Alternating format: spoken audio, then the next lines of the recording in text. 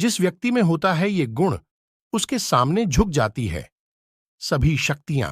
एक बार भगवान गौतम बुद्ध अपने शिष्यों के साथ किसी पर्वतीय स्थल पर ठहरे थे।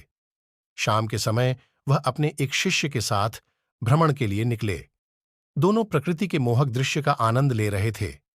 विशाल और मजबूत चट्टान को देख शिष्य के भीतर उत्सुकता जगी।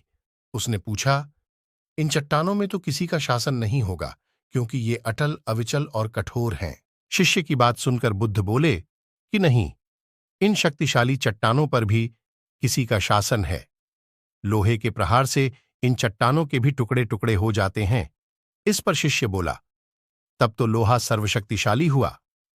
बुद्ध मुस्कुराए और बोले, नहीं, अग्नि अपने ताप से लोहे का रूप परिवर्तित कर सकती है। उन्हें धैर्यपूर्वक सुन रहा शिष्य बोला, इसका मतलब अग्नि सबसे शक्तिवान है। बुद्ध ने फिर उसी भाव से उत्तर दिया, नहीं, जल अग्नि की उष्णता को शीतलता में परिवर्तित कर देता है तथा अग्नि को शांत कर देता है। शिष्य कुछ सोचने लग गया। बुद्ध समझ गए थे कि उसकी जिज्ञासा अब भी पूरी तरह शांत नहीं हुई है। शिष्य ने फिर सवाल किया, आखिर जल पर किसका शासन है?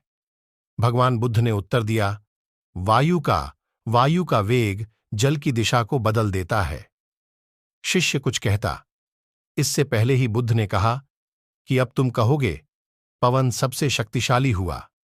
नहीं, पवन सबसे शक्तिशाली नहीं है। सबसे शक्तिशाली है मनुष्य की संकल्प शक्ति, क्योंकि इसी से पृथ्वी, जल, वायु, अग्नि इत्यादि को नियंत्रित किया जा सकता है। जीवन में कोई भी महत्वपूर्ण कार्य संकल्प शक्ति के बगैर असंभव है।